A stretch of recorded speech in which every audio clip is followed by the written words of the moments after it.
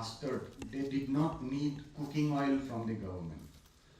The crowd responded that they wanted justice, not charity. That line was not random. It carried the immediate context of welfare promises made by the government. But more than that, it revealed a moral economy.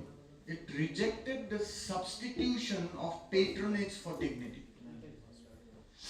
It mocked the assumption that subsidy can displace reckoning. Again, this was not a formal ideological speech. It was a moment in which grief turned into satire and satire into political speech. At another moment, a young man addressed the crowd near the Samadhi, speaking of humanity, unity, and governments that people can make and break. Police moved in uneasily. He insisted that this was not merely a temple, that he wanted to meet Zubeen peacefully. What interests me here is not whether his speech was coherent in the formal sense. It is that such speech becomes possible there. A person who the state rarely imagines as a political subject claimed that space as a space of civic utterance. Mourning made that claim possible. So the politics around Zubeen was not only a matter of state appropriation from above, it was also the emergence of popular interpretation from below. The cremation ground became a place where grief, religiosity, commerce, youth presence, memory, anger, satire, and public speech mixed together. It formed what one might call an alternative vocabulary of politics. Not because it abolished all differences, but because it suspended normal certainties about where politics is allowed to occur and in what language. This is precisely why the state grew nervous. So let us think about this sequence. Immediately after Zubeen's death, the government announced 5 consecutive dry days. This was presented as a precaution, but it also signaled anxiety about public mood. Then followed a chain of official acts, investigating teams, judicial inquiry, claims about legal cooperation abroad, repeated updates from the chief minister, all of it attempting to centralize the narrative. These were not simply legal or administrative responses. They were efforts to gather interpretive authority. At one moment, the chief minister declared that if justice could not be delivered, people should not vote for the government. At another moment, he expressed irritation that people were still focused on the issue and asked why other matters were not being discussed. Such reversals are revealing. They suggest a government that understood the force of public feeling, but could not stabilize its own response to it. Then came warnings about social media, threats of omnibus FIRs, arrest under civil law, detention of influencers, arrest of event organizers. So whether each of this legal step had a basis is actually not the focus here. What matters politically is the pattern.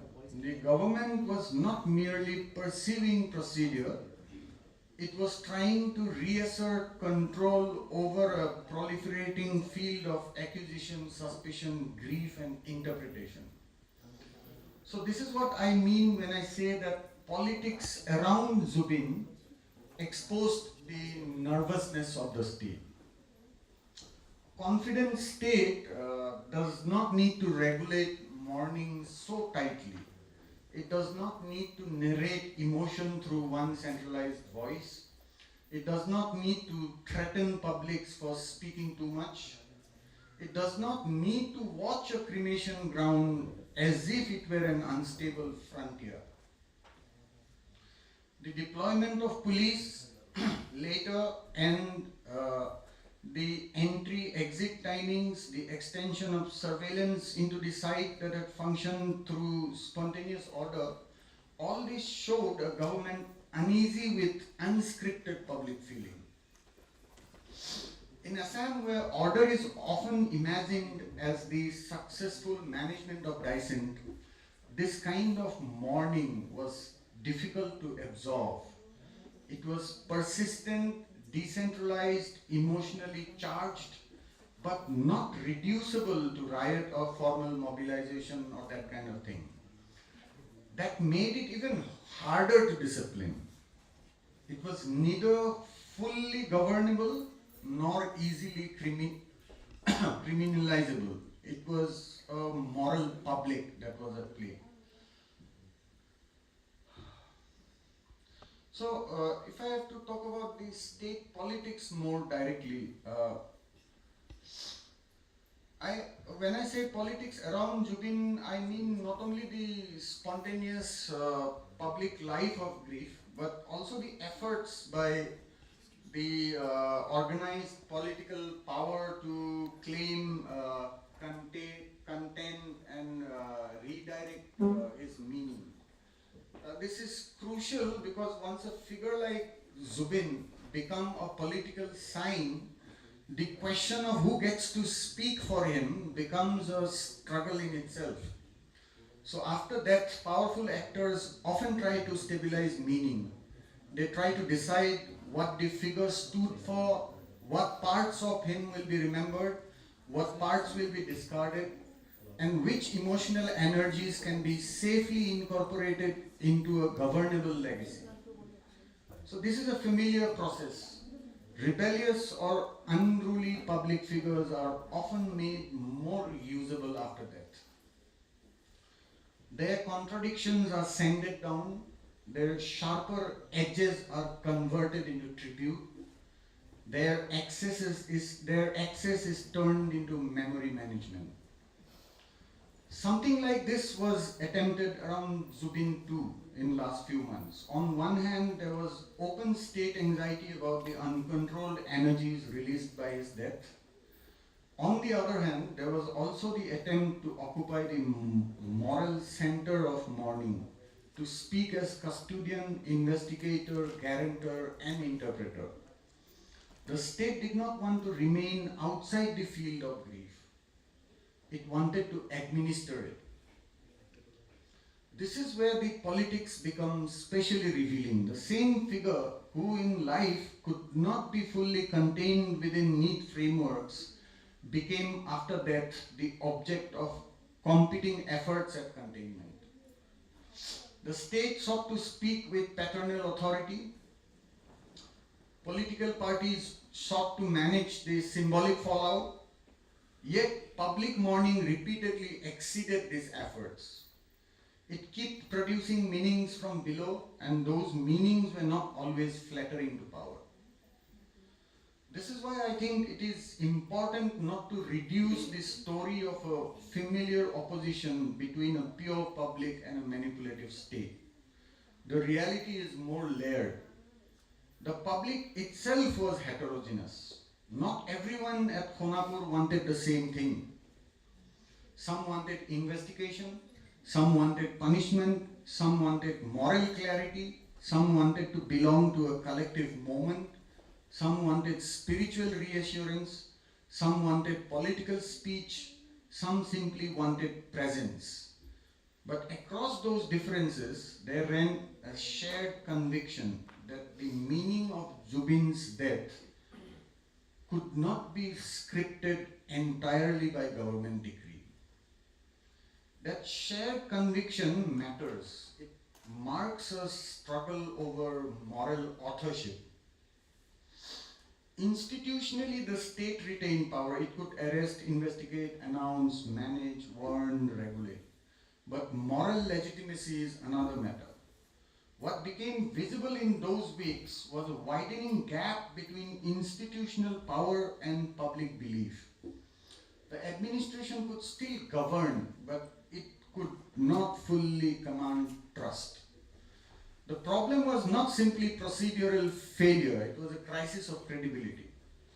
I think this is one of the most important political lessons out of the Zubeen moment. Zubeen's death began as a personal loss, but it became public reckoning. It opened a space in which many people asked not only what happened to him, but what kind of state they lived under and what kind of public voice remained possible and what sort of Assamese collective still existed beneath the managed surfaces of contemporary politics. This is where we need to step back and ask the larger question. Why did Zubeen become such a politically charged figure in the first place? Why was so much emotion and so much struggle condensed around him? My answer is that Zubeen became large because formal politics in Assam has often failed to produce a shared language of feeling and belonging. Electoral politics, party competition, state management, ethnic assertion, welfare administration, media spectacle have all existed in abundance. But they have not generated a convincing moral public. They have often deepened fracture, managed dissent, or organized loyalty through hierarchies and fear. In such a context, culture is forced to do work that institutions cannot do. Artists become carrier of collective aspiration, injury, and hope in ways that exceed art itself. Zubeen stood at exactly that junction. He mediated between rural memory and media modernity, between devotion and performance, between subnational pride and mass celebrity, between public hurt and public pressure. He could be experienced as both intimate and collective. That is why his death released so much more than grief. It released accumulated social investment. And that is also why this struggle over his meaning mattered so much.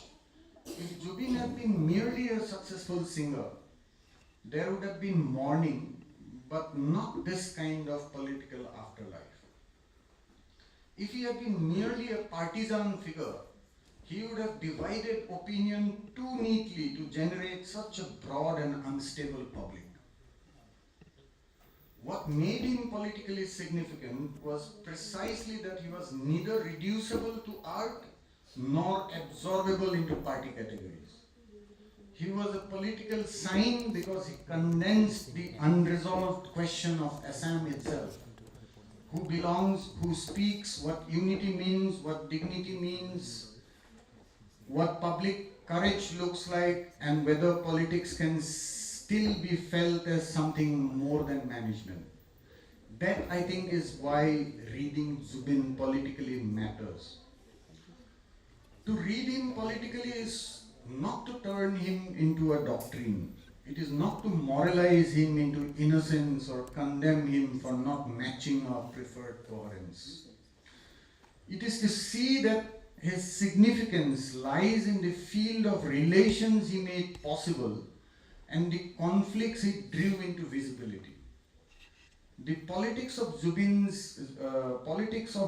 lies in his own voice, gestures, crossings, and contradictions as well.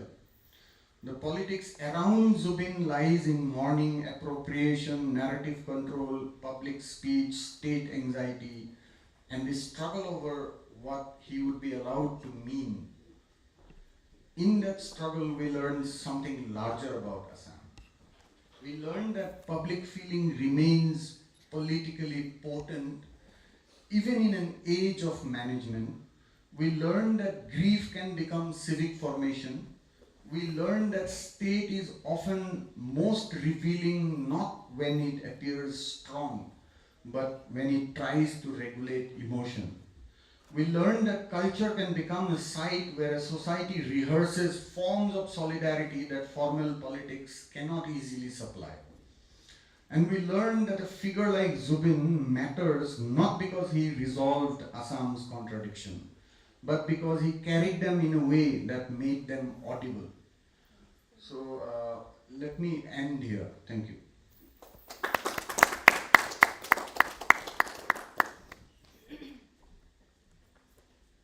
Thank you, sir, for that very thought-provoking talk about the politics of and around Zubeen Garg. So, I think we can have some questions, if there are any questions from the audience. Any comments?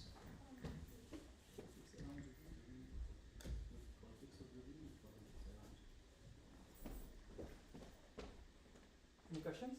Yeah. Introduce yourself.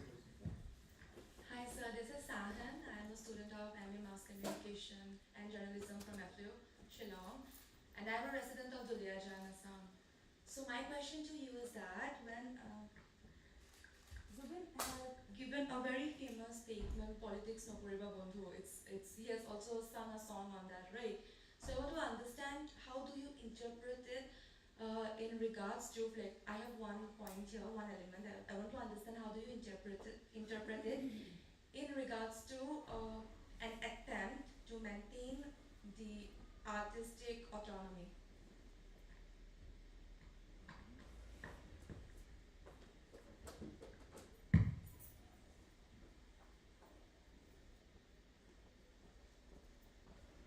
Do you want to take all the questions at one go or answer one by one? Okay, this is rather a question that is bothering everyone who have some attachment to Zubeen. Like the way the news started, first of all there's news that there's a paragliding glitch, there was scuba diving and similar things. And after 6 months, till now we don't know the chronology of the events. What do you think is the future of this? Are we ever going to know what had actually happened? The politics of covering. How do you see that? Actually, the question you asked is a very difficult question in a way, because this, the overlap between art and politics, art for art's sake, there are a couple of centuries of debate and it has never ended.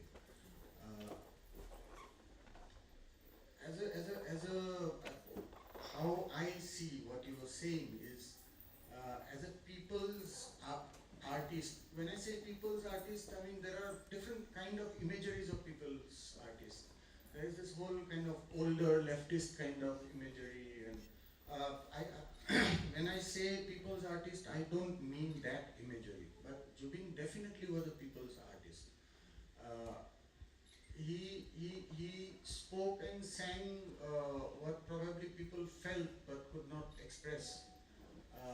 So a people's artist, when they see things in society and in the political domain, things happening, which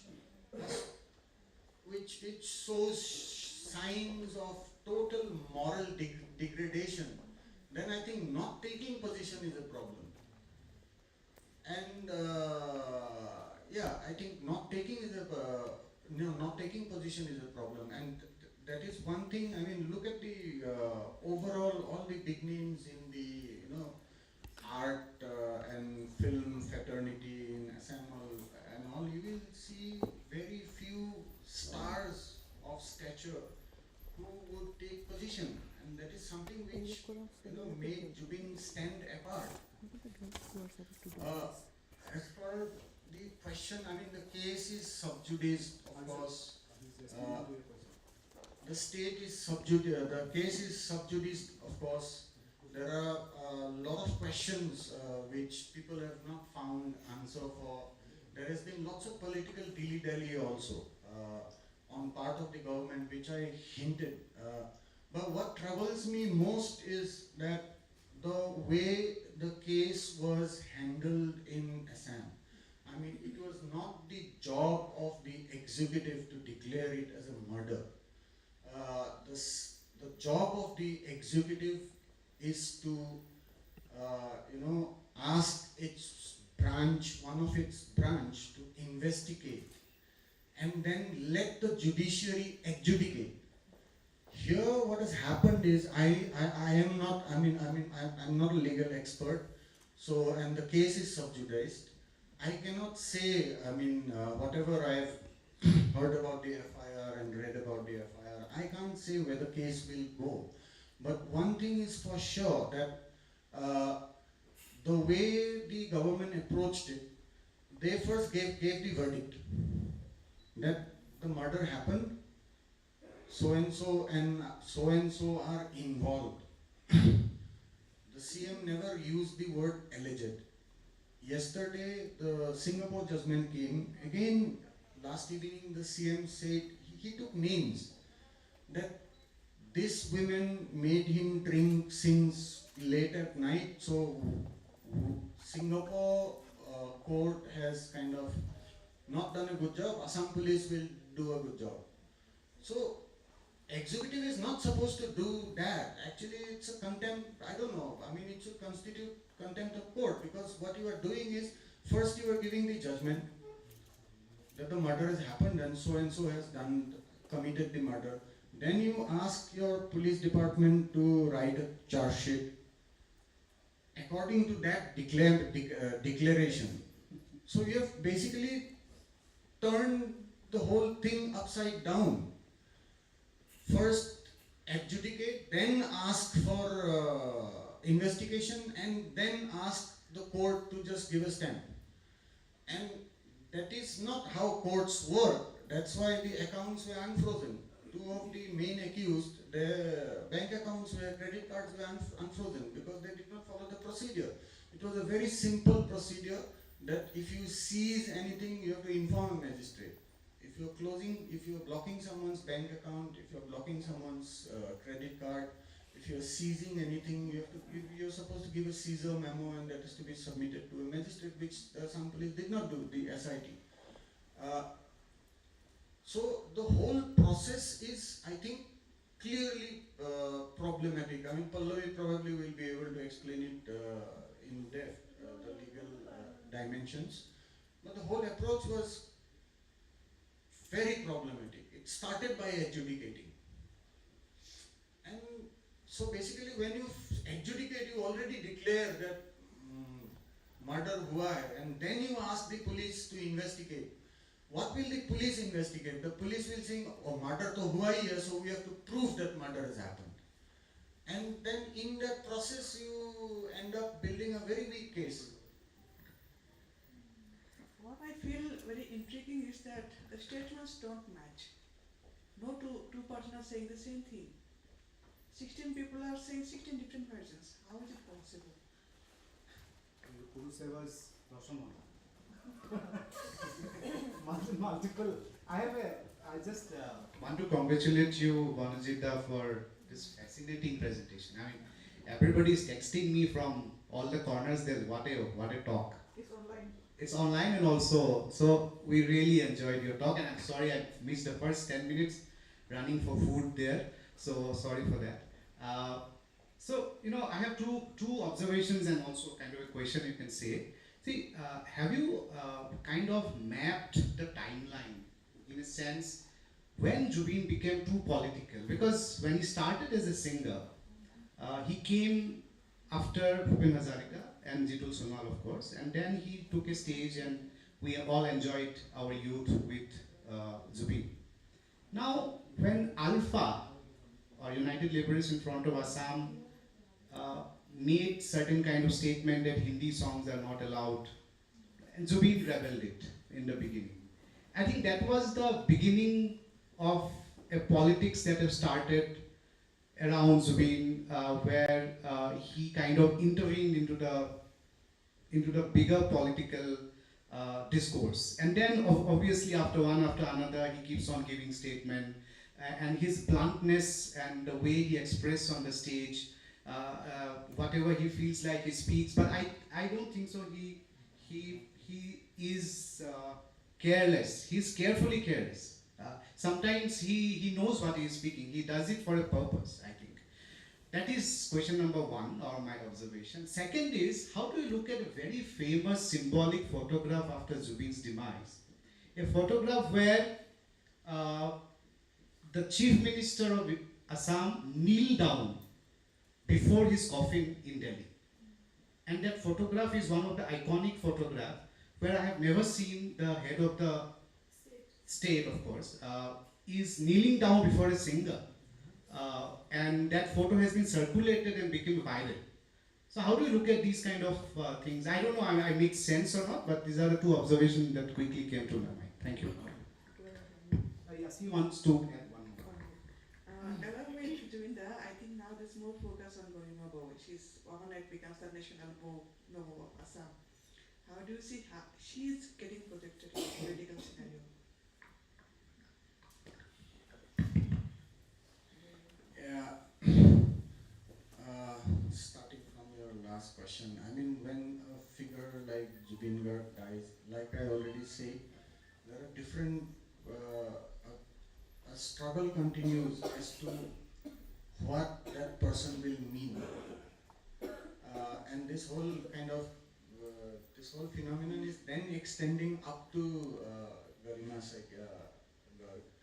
But we have seen, I mean, across history, we will see when figures like this pass away, then there is intense struggle, and those struggles goes on in the society for years of what this person will mean. That's why I said in the presentation that you want to send it and then make it look really good. Oh, this is what Zubeen Garg means. So you send the rough edges and all those things. I mean, there are different kind of interpretations going on. Some people have made him a god. So actually, everything is contradictory. I mean, somebody who was a non-believer, who was publicly non-believer, for some people becomes God. For a person who, while being alive, was rebellious and unruly, after his demise, government and the state machinery had to administer public emotion and anger and everything. Again, there is a contradiction. So these contradictions are what kind of, I think, makes Zubeen Garg Zubeen Garg. So there will be lots of kind of political struggles, I mean, struggles in the society, even in political society, for years to define what it means to be Zubeen or what Zubeen meant. There will be different interpretations, different analysis, arguments, and all those things. As far as your question is concerned, I mean, personally, I am not an expert on Zubeen. I am not much into songs and things like that. When Zubeen kind of broke into this scene, I was a high school student. Troubled times, I have memories of, people who were 5-6 years elder, 6 years elder to us, listening, like hiding in a room, 4-5 of them and listening. I grew up in Porolumuk, Santipur, the troubled area. I mean, lots of shootouts used to happen and all those things. I have those memories, but I seriously personally never engaged with Zubeen's, and I used to enjoy it. I would always go to Porolumuk, being West Guwahati, wait till 4 in the morning. I used to enjoy it, but never really engaged with Zubeen that way in the 90s and early 2000s. But what struck me now also is, that's why I say this was a construction of a moral public. I know for sure, I know so many people, even elderly people from civil society in Guwahati, who would always say, hey, Pagal to Ula, while he was alive. I have also on Facebook written multiple times criticizing Zubeen on certain things. And I'll just give you a small kind of example. This friend, Rajiv is here. We have a common friend. His parents are trade union activists associated with C2. So they were also like, hey, Pagaltu. Every time they see Zubeen Garg, it's Pagaltu and Pagaltu. So our friend, he came home after Zubeen died. And his parents were like, angry like hell. What is the government doing? Nyai Pwana and oh, don't and that. And this friend of ours, he's like, Keneke Madhuta Keneke Kong. Head never doing Galileans in Zubeen Garg. Finally, he said, Taught Zubeen of Iman there. Pagal Uli Kosi. True. কেতিয়াও কোৱা নাই তই একো নাজান তই বাহিৰত থাক দিল্লীত থাক তই বুজি নাপাবি ইয়াতে কি খেল চলি আছে এইবোৰ চব দবাই দিছে অমুক তমুক so you see like I say for some people it was much those 3 months this moral public it was much bigger than Zubeen himself and people somehow wanted to be part of it. So and like there is this in Guwahati, especially in the left circles and all, evening addas, there is this whisper. So that thing is also there, which makes it even more fascinating. This constitution of this moral public out of grief. It needs much more study in depth, sociological study and all sorts of studies. But it was a moment that I would not forget that I lived through those 3 months after Zubeen's demise. Yeah, I hope it The answers. third was the chief minister's.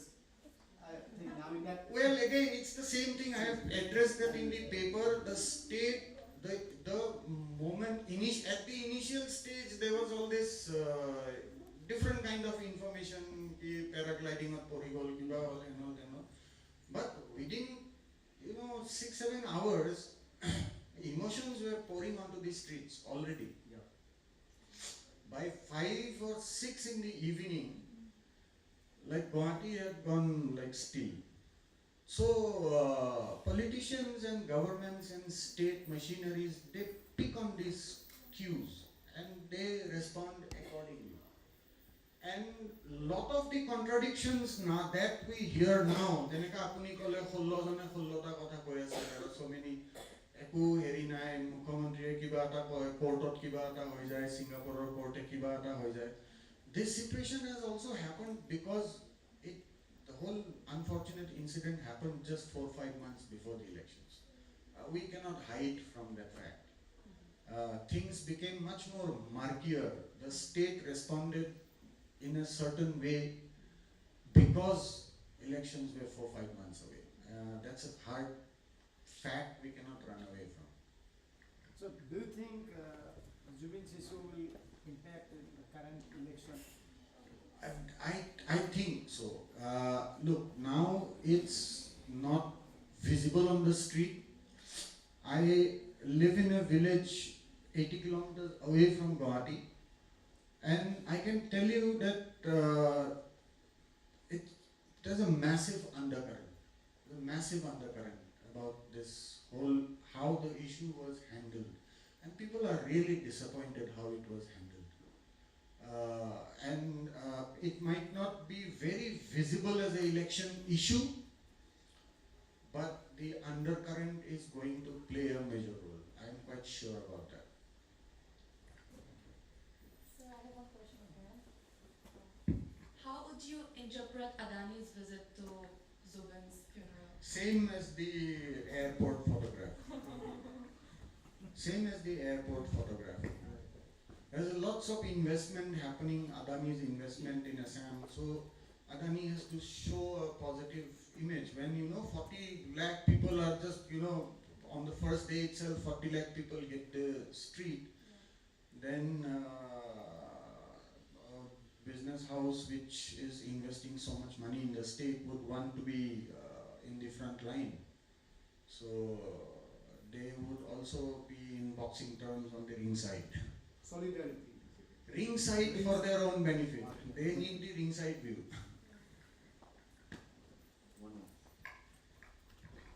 Hello sir, hello everyone.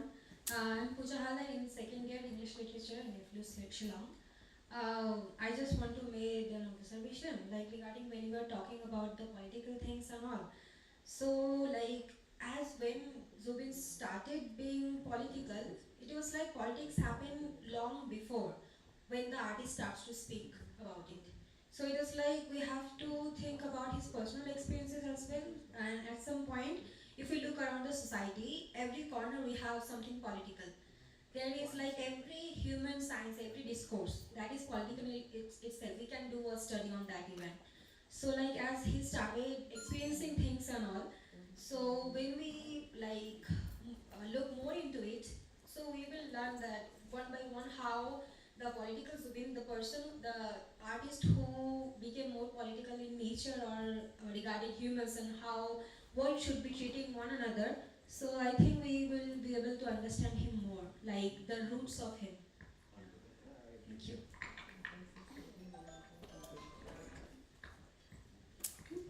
Here, I would like to just correct a little bit of his what he has said. Alankar has said that is about alpha. So it was not the first impact with alpha that Zubin has come into politics. The first was in '97. So when it happened in '97, Zubin actually uh, rebelled, and Zubin was banned. At the time, we were in the band and we went to Bombay. So Zubin rebelled actually not vocally. He made his album Mukti, and he was there in Bombay for 2 years. So he rebelled in his own art form.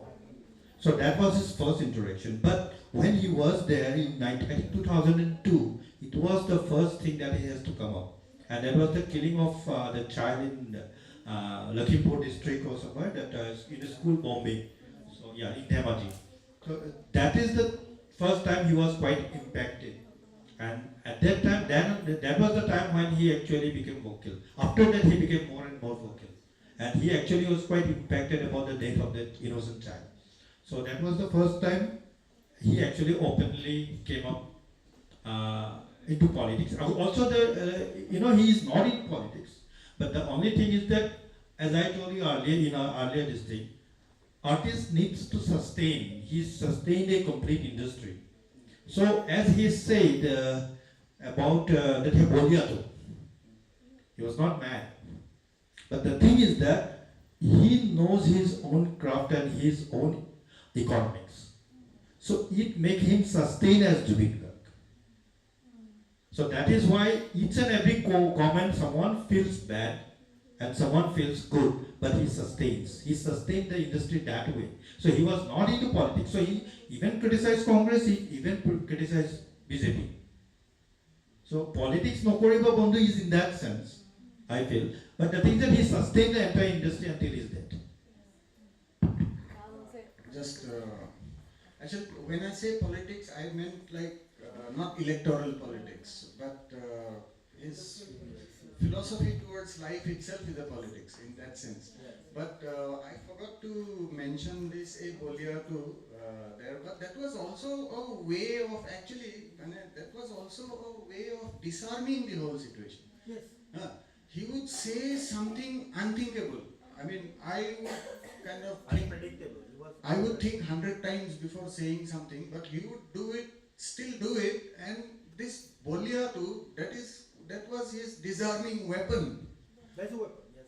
That was his disarming weapon.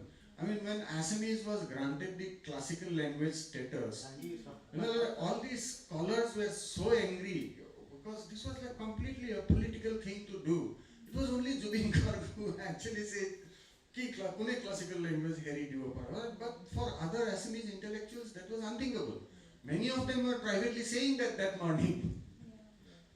So that Bolyami itself was a weapon that disarmed the whole situation, and he could say what he wanted to say. One last question. Thank you, Monjita, for a wonderful presentation. I saw you after a long time. Just wanted to ask you about his involvement in the car protest, because this is an issue that will be talked about in the years to come. Because you also saw it from a very close distance.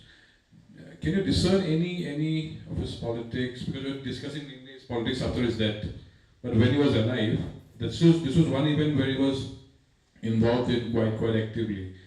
How do you assess his involvement in the protest and whatever happened later? I mean, that was probably the first time I could kind of see Zubeen Garg from a bit of kind of. But I was also at the time involved with Hiren Sir and all those people with Antica thing. What really I kind of remember is that before kind of joining the protest, that time I would not, the way I saw Zubeen, I was not a great fan of Zubeen. I have no shame in admitting that. At that time, the way I saw Zubeen, I thought, aise, sobe gute Ahomat sobe andolan kori ase, Zubeen aise andolan koribo. But then when I got to know that he had the sense before joining to call up people like Hiren Goai, he might not agree with Hiren Goai. I don't think he agrees with Hiren Goai on a lot of things. He called up those kind of people, seniors, with whom he might not agree, and discussed that I am jumping into the movement. So he came with lots of kind of moral courage, and he came through a thought process. I don't think he just jumped on into the bandwagon at that time. Because of all this kind of background discussions he held with various stakeholders and various kind of people. But then how the movement unfolded, we all know. I mean, that's another discussion altogether. I mean, Zubeen couldn't have done anything when the movement itself was kind of tamed and taken into a different direction. You have one more question? It's not a question. Yeah, it's just a comment. I really liked that part when you said that the audience or the public was also heterogeneous. And while I was thinking of that, I was also thinking about the different discourse that was happening in Nagaland, because one student got suspended in Kaziranga University. So emotions were running so high. It's also okay to not know a particular artist in the region. So that space should also be granted, which didn't happen in that particular university for which a Naga student got suspended. And a whole lot of Naga students had to go temporarily to Nagaland. Otherwise, I think it was a very good opportunity for Zubeen, or to some extent, if I may say, Assamese culture to make its way into Nagaland. But unfortunately, that was the discussion that was happening mostly on social media. So I think when someone is made larger than life, we should also be careful that to spread the news, or to be okay with not knowing as well. That space, I think, was not granted in a way. Exactly, I agree with that. That was a very unfortunate incident, and but at the same time, that was the only incident that happened around that time. There was also, I completely agree with the argument you are giving. That space kind of disappeared, where you could not, I don't know, or I don't agree. That space had completely disappeared, and especially in a university kind of enclosed space, you know, angers and emotions overflow quite quickly for various reasons. That's another. But overall, if we look at the situation, I mean, when 40 lakh people hit the streets of Guwahati, usually in a gathering of 40 lakh, lots of untoward incidents happen. Stampede also happened. Stampede, harassment, all kinds of crimes happen. But this was such a disciplined crowd. I mean, that also we have to give credit to. And as things went by, there were lots of attempts. I mean, there is also, you know, God figure kind of image that is being built. So all kinds of, you know, struggles are happening, how to define him. So when, you know, it is God kind of image, there the situation you were explaining that has the possibility of that kind of thing happening in future is still there if you make him a God. I just want to last point, I just want observation is that at the same time, as you said, 15 lakhs people gathered here. In Tamil Nadu, that guy called Vijay, I think, no? The same time it happened, stampede happened, and in Mayavati, in Lucknow also something happened. So these, I was trying to make these three pictures together and make a collage of this, that in Zubeen case, there is no stampede. There is complete a disciplined crowd. Yeah. Thank you. Yeah, thank you very much to our sir and also to all the participants. I think it was a very enriching discussion. So we'll thank the speaker. And I think the other question will go ahead. yeah, just honor with a certificate, which Manoj doesn't want, but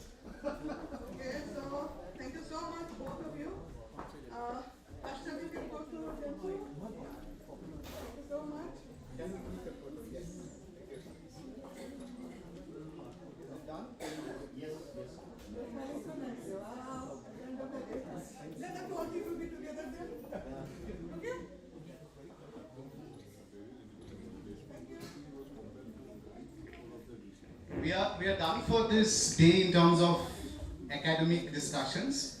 Tomorrow we'll meet again at 9:30 here. But now we'll have a cultural program. Students will take around half an hour to organize their instruments and other things. The tea is waiting outside. We can have our tea, have this discussion carry forward outside, and then probably come and enjoy the cultural evening. Please call, if somebody is in the guest house, you can also invite your family and other people to come and join for the cultural program. They are going to deliver something very interesting to you. Thank you.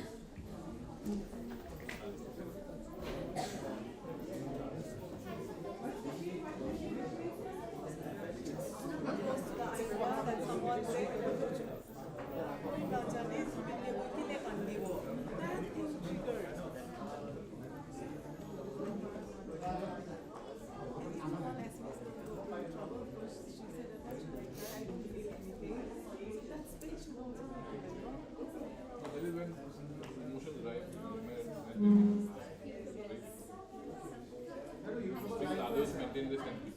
There is more important.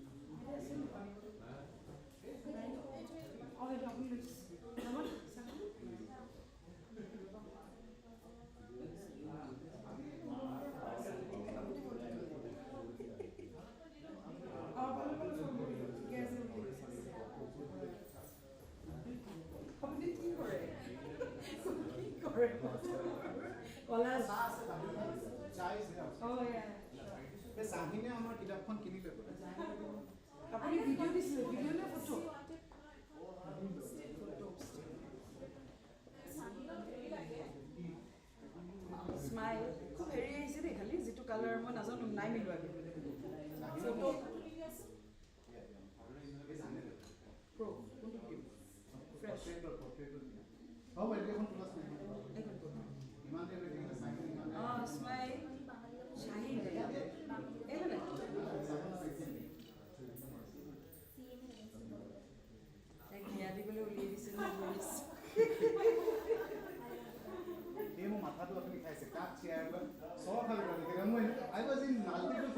कस्तो मन phone गरेछ मैले के बुझ्छ सारा eyes like Generally, topic के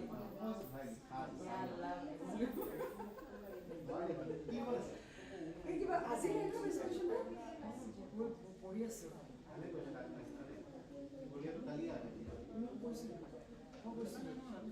আচ্ছা মানে নাহৰপুলিটো দিলে নহয় বহুত ভালো হয়েছে রে আমি মনে করছি মই এটাই ভাবি আছো দেখালে মানে গৰম হৈ আছে হয় এই মানে লাইজিং কৰোতে মানে মাথাৰ গৰম সমগ্ৰ ৰাস্তাত আছে কোনোবা যাম এই সব কৰিছো এটা আকৌ হ'লে সব বেষ্ট টিচাৰ্ছ আহে কিন্তু সবে ৰেসপন্সিবল মই হোষ্ট আছিলো আমাক কৈ দিব লাগিছিল ধেমালি কথা তুমি কিবা বিয়া এখন অৰ্গেনাইজ কৰা না বস্তুটো হয় না তাতকে বেছি হয় কাৰণেতো প্ৰট'কল তাৰপিছত চিনক্ৰনাইজেশ্যনটো সময়ত হ'ব লাগিব তেওঁলোক যদি আহি নাপায় বেয়া পাব হয় নে আজি যেনেকৈ ভেজিটেবল গ'ল মই পাঁচটামান নাজানো নে কোনো মই দুটা বুলি জানো বাকী আৰু তিনিটা এক্সট্ৰা আনিছোঁ সেইকাৰণে আকৌ চবে চব আজি ভেজ বনাই কাৰণ কাইলৈ পাম ক'ব লাগিছিল মই কি কৰিলোঁ কাইলৈ চব ভেজ বুলি কৈছোঁ নালাগে নন ভেজে নালাগে যা প্লাগ এটা বিচাৰি আছোঁ এইটো আছে অঁ তিনিটামান আছে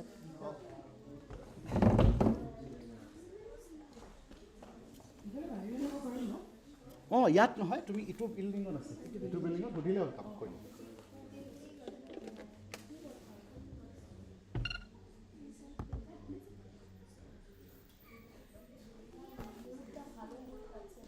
ফোন ৰখাওঁ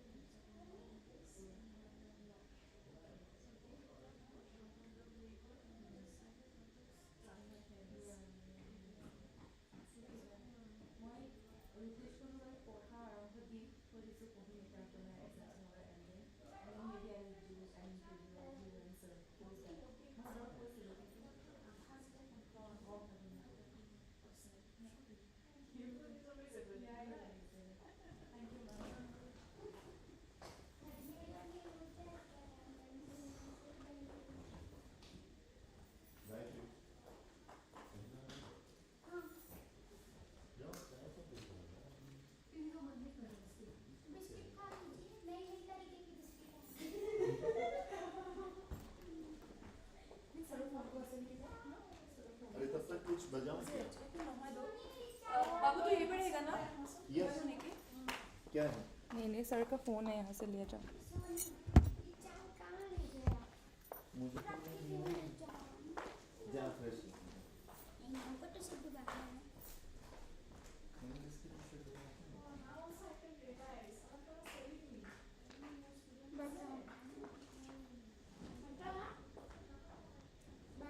अरे ले बन जाएगा तो दे देना मैं तो जाना ही बजाता हूँ ना पकड़ गायत्री तुम हो इसमें मैं वो बजाता हूँ ठीक है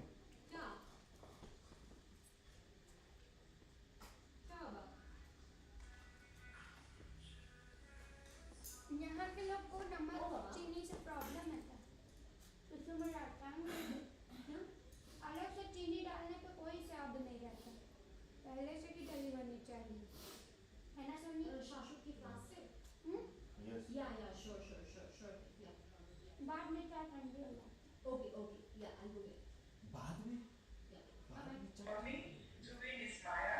For me, Zubeen is you're fire. not going right For me, Zubeen is I'm also. actually going for just 2 minutes, Babu. The thing is, like, yeah. Pratik आपका प्रोग्राम खत्म होने वाला है ना, तो I'll go take her bag and come. Just 2 minutes. Okay.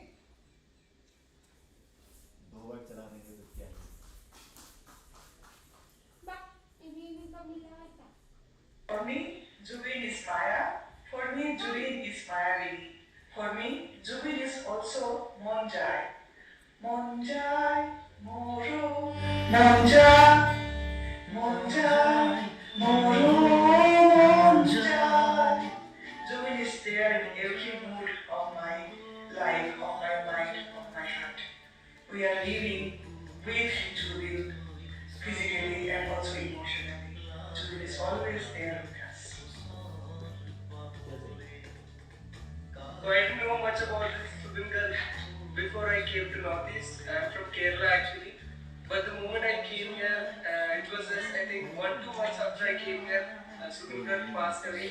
And the impact he had, it's just, oh, I don't have words to express the impact he had on the culture. I knew more about him after this. And he really was a legend. For me, Zubeen is more than a singer, he's an emotion, and most significantly, he's home himself. The first time that I actually heard of Zubeen Garg was through Bollywood, through Milani, of course, because I'm a South Indian. And it's a wonderful song. But I started listening to his Assamese songs when I first moved here to Meghalaya, since a huge part of my friend circle are Assamese. But then Zubeen has helped a lot of Assamese people otherwise also. He's no like what I think for them.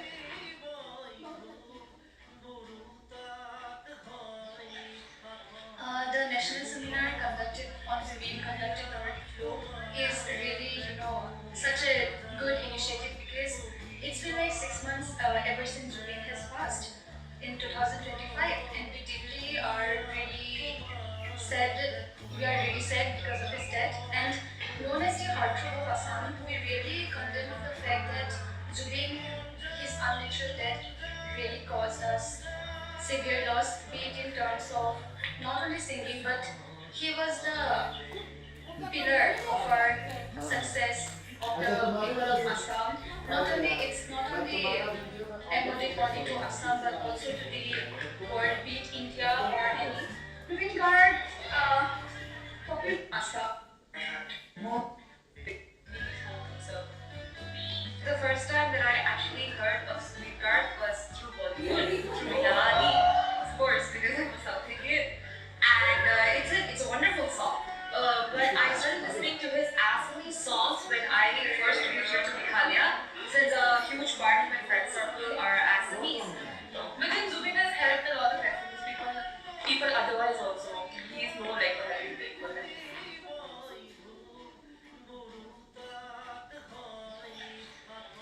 The national seminar conducted on Zubeen conducted over the flow is really, such a good initiative because it's been like 6 months ever since Zubeen has passed in 2025, and we deeply are really sad.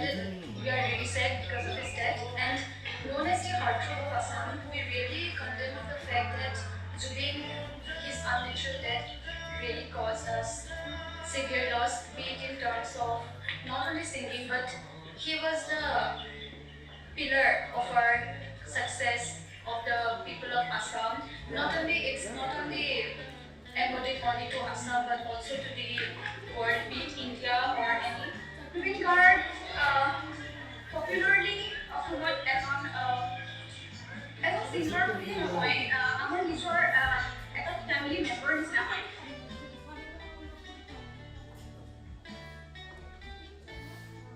সৰুৰ পৰাই আমাৰ যিবোৰ তেওঁ গান গাই থৈ গৈছে সেইবোৰ আমাৰ জীৱনৰ প্ৰত্যেকটো ইমোশ্যনছৰ লগত কানেক্ট কৰা যায়। Like whenever we are sad, আমি তেওঁৰ গান শুনো, আমি হেপী থাকিলে তেওঁৰ গান শুনো, স্পেচিয়েলি বিহুৰ টাইমত।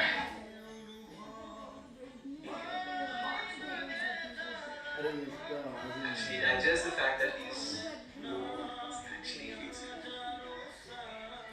like I myself feel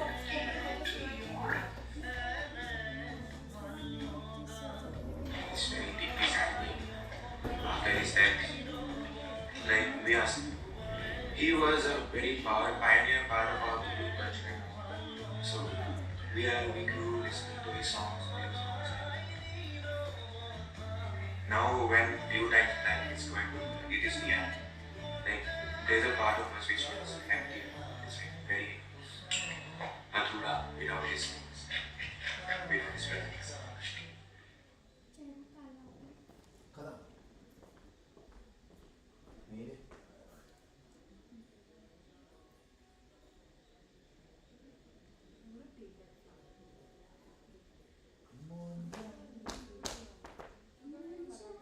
दो तीन वीडियो दिया था प्ले करने के लिए, वो सब प्ले कर रहा है ठीक है।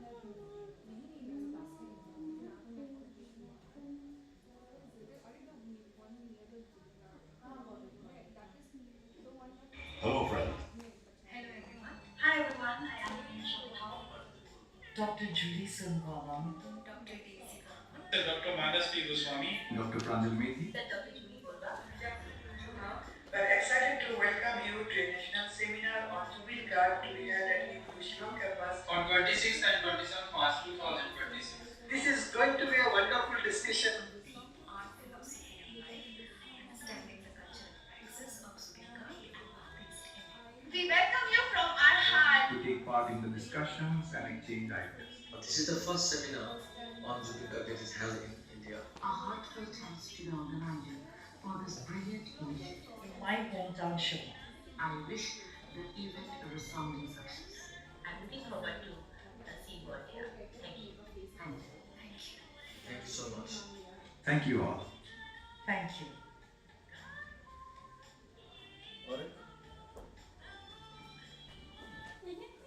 ऑडियंस आर हियर अरे मैंने वो लिस्ट भेजा था ना। हाँ और लिस्ट प्लेलिस्ट हाँ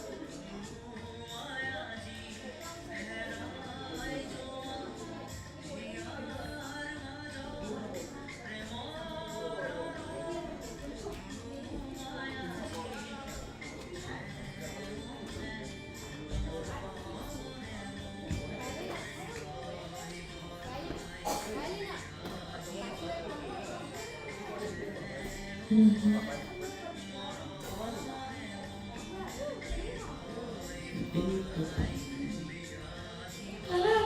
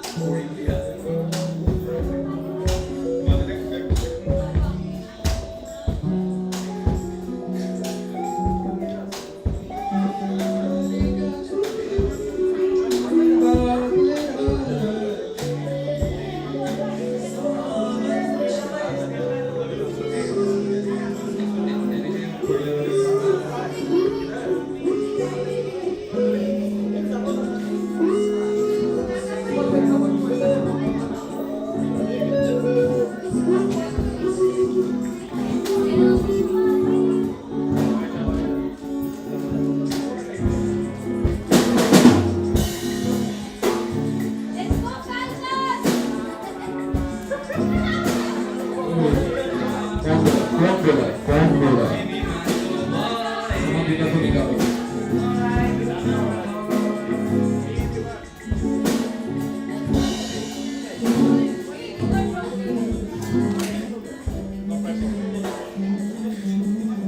फोटोग्राफर कौन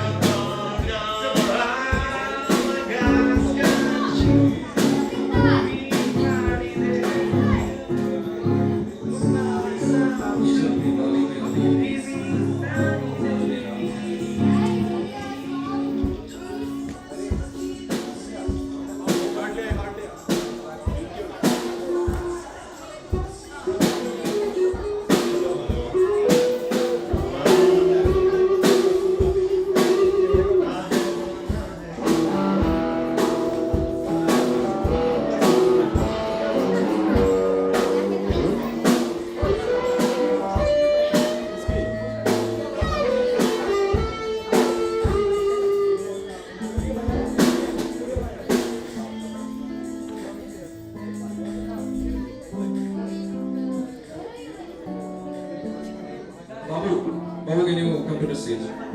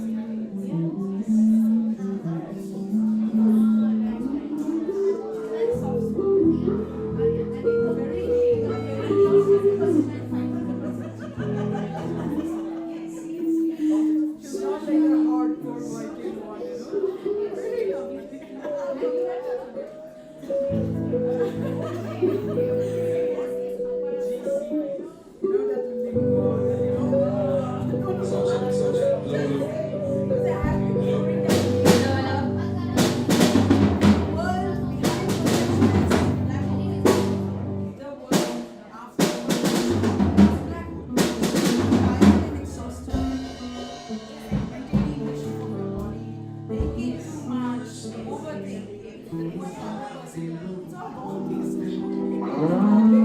She happiness. From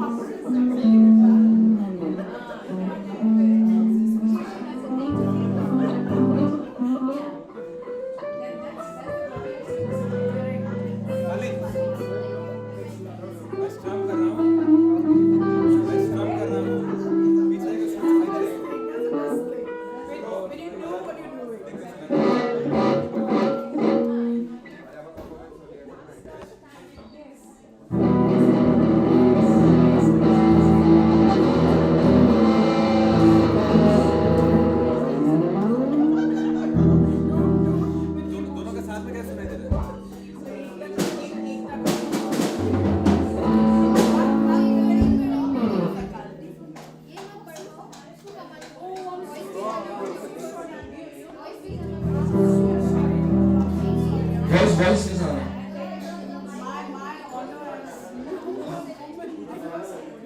Hello, hello.